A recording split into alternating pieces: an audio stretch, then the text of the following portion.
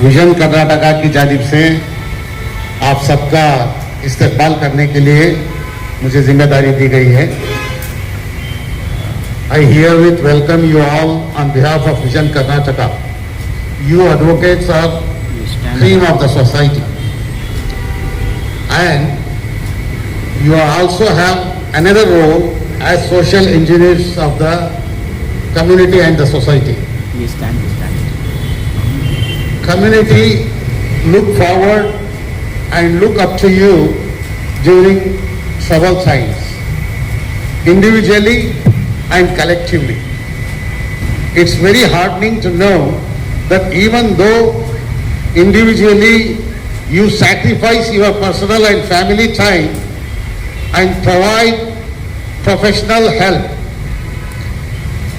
to the needy, you all have come forward to revive Muslim Advocates Forum to collectively to help the community in a larger scale.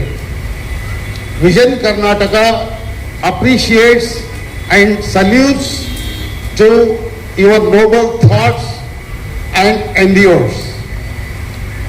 You contestants and voters are most welcome to this event.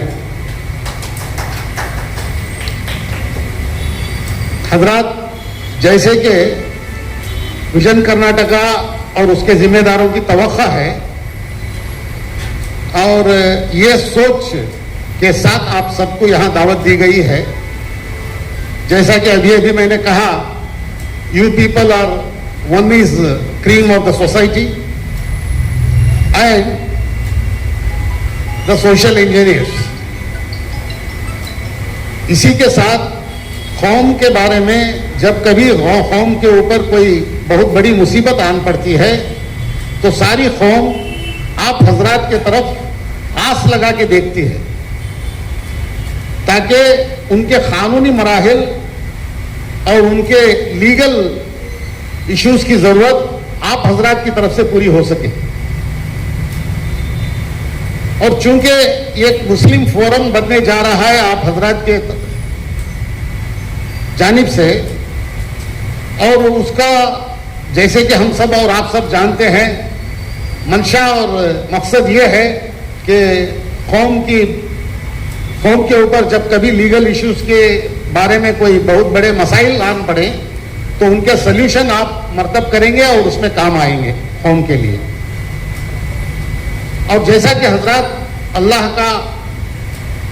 अल्लाह की बनाई हुई इस दुनिया में दस्तूर है, दस्तूर यह है कि आदमी या कोई भी जिंदा जीरो जितना कमजोर होता है या जितनी कमजोर होते हैं उतना ही ज्यादा एक्सपेक्टेशंस होते हैं।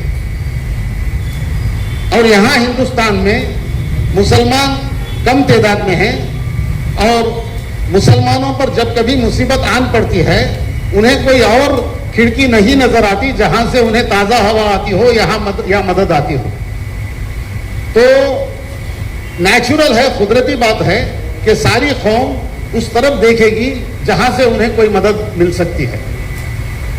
आप उस जगह बैठे हैं, you are the key between the availability of the justice and between the person who has been deprived of the justice। उसको जस्टिस दिलाने के लिए आप हजरात एक तो बहुत बड़ा लिंक है और की है, लिहाजा सारी कौम आपके तरफ उस आस लगा के देखती है और आप हजरात उस मामले में आगे आए हैं। लिहाजा विजन कर्नाटका उस लिंक को मजबूत बनाने के लिए और आपको एक मौका फराहम करने के लिए सारे बाकी के एडवोकेट्स के सामने आप अपनी बात रखें, ये एक मौका इनायत फरमाने के लिए प्रोग्राम का इनेकाद किया है। लिहाजा मैं विजन कर्नाटक के हर फर्द को इस सोच के लिए मुबारकबाद देते हुए और इसके हमारे मेन विजन कर्नाटका के जो फाउंडर हैं जनाब गुलाम गौस साहब और जनाब अयूब खान साहब कन्वीनर और दीगर सारे जिम्मेदारान को और हमारे मुख्तार साहब, कुरैशी साहब और मौलाना गफ्फार कासमी साहब और दीगर सारे साहिबान को मुबारकबाद देता हूँ। कि उन्होंने इतनी अच्छी सोच करके इतना बड़ा काम अपनाया है। अल्लाह करे ये कामयाब हो और अल्लाह करे आपसे कौम की खिदमत हो। और इसके लिए सबसे पहले ज़रूरत है हमारी नीयत साफ हो और कौम के तरफ मदद करने का पूरा ख्याल हो। तो कितना कहते हुए मैं अपनी जगह लेता हूँ। शुक्रिया। दोस्तों, एक अच्छी खबर है, कर्नाटका मुस्लिम एडवोकेट्स फोरम दोबारा तश्कील पा रहा है।